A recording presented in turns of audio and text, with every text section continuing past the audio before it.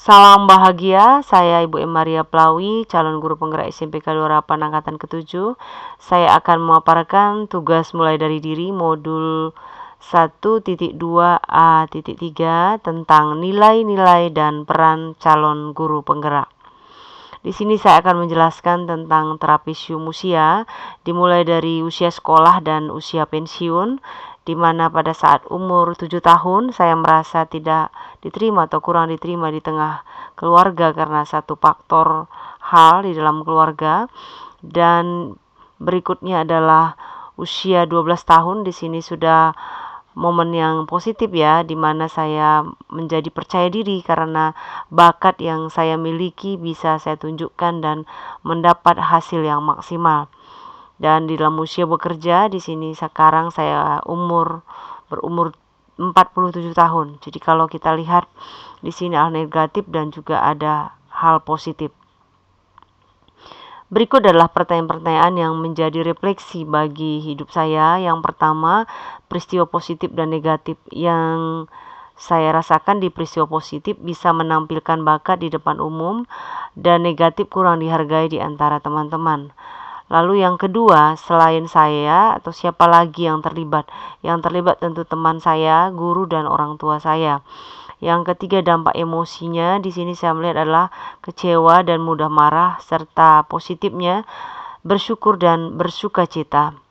Soal yang keempat, mengapa momen yang terjadi masa sekolah masih dapat dirasakan masih sampai saat ini ya?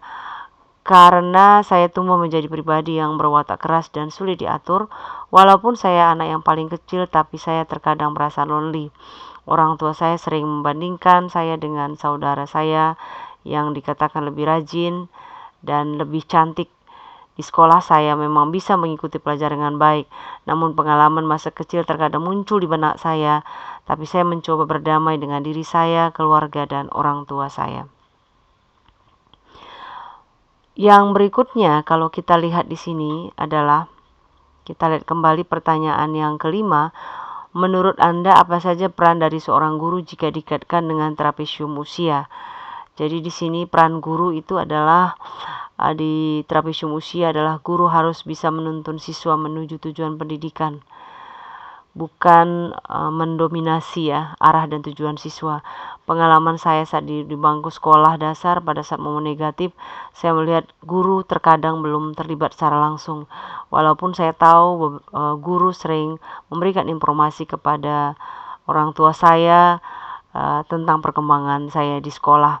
Nah, munculnya kepercayaan diri saya adalah saat perpisahan di kelas 6, di mana saya harus ikut ambil bagian ya, menunjukkan bakat saya, dan saya melihat bakat itu saya lakukan dengan baik, dan itu titik awal bagi saya percaya diri untuk tampil di depan orang, dan saya mengatakan bahwa saya bisa.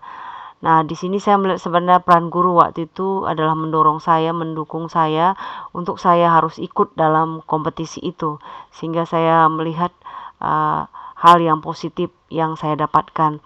Dan seperti pemikiran Ki Hajar Dewantara, guru bisa menemukan potensi yang ada dalam peserta didik.